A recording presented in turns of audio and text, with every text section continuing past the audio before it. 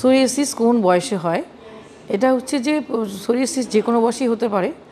Psoriasis যেহেতু শুরু হয় ৩-৪টা অর্গান থেকে, একটা হচ্ছে আঙ্গুল থেকে, নখ থেকে, আর একটা হচ্ছে স্কিনে, আর একটা হচ্ছে মাথার ত্বক থেকে শুরু হতে পারে এবং কারো কারো জয়েন্ট পেইন দিয়ে শুরু হতে পারে।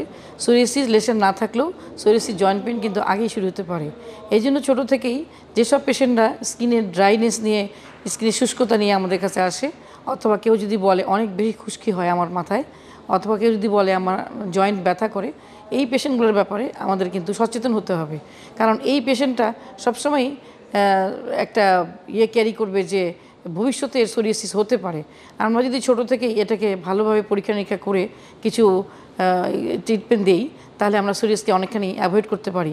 আমরা সবাই জানি যে সোরিয়াসিস কিন্তু কখনই সারে না, এটাকে ম্যানেজ করে রাখতে হয়, এটাকে মেনটেন করতে হয়। সেই জন্য সোরিয়াসিস যে কোনো বয়সেই হতে পারে। ছোট বাচ্চাদের হলে সেই সময় কিন্তু যাদের অতিরিক্ত পা ফাটে, আমরা অনেক রোগী দেখি, মহিলা পুরুষ অনেকের ছোটোবেলা থেকে পা ফাটে, স্কিনটা ড্রাই, এটাই মাথায় রাখতে হবে যে ভবিষ্যতে এই পেশেন্টটা কিন্তু সোরিয়াসিস হতে পারে। যারা বলে যে আমার মাথায় অনেক খুশকি, অনেক বড় বড় চলটা উঠে, সেই ক্ষেত্রে আমাদের একটু সচেতন হয়ে ভালো করে পরীক্ষা করে নিয়ে দেখতে হবে যে সোরিয়াসিস কি না। দেখা যাচ্ছে অনেক দিন ধরে তার মাথায় খুশকি আছেই, সে সাধারণ যে শ্যাম্পু সেগুলো ব্যবহার করতেছে কিন্তু খুশকি যাচ্ছে না, তখনই আমাদের মাথায় আসতে হবে যে সোরিয়াসিস হতে পারে এটা। আর একটা হচ্ছে যে শেষ পর্যন্ত স্কিনে যেটা হতে পারে সেটা তো অনেক সময় দেখেই চেনা যায়, অনেক সময় দাউদ, এক্সিমা, এগুলোর সাথেও কিন্তু সোরিয়াসিস ভুল হতে পারে। সেই জন্য সোরিয়াসিস রোগী পরীক্ষা করার সময় আমাদেরকে খুবই মনোযোগ দিয়ে ডায়াগনোসিস পরিষ্কার করতে হবে এবং সেই হিসেবে ট্রিটমেন্ট দিতে হবে। এবং সোরিয়াসিস মাথায় রাখতে হবে বাচ্চা জন্ম থেকে শুরু করে যে কোনো বয়সে, অ্যাডাল্ট এজ, যে কোনো সময় নারী পুরুষ যে কাউরই এই সোরিয়াসিস রোগটা হতে পারে।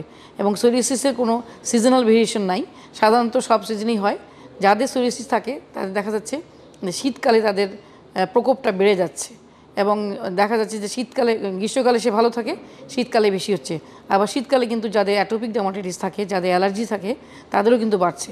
এই জন্য সোরিয়াসিস ডায়াগনোসিস করার সময় আমাদের সবসময় মাথায় রাখতে হবে যে সোরিয়াসিস আমাদেরকে খুবই কেয়ারফুলি পরীক্ষা করে ডায়াগনোসিস করে এর ম্যানেজ করতে হবে।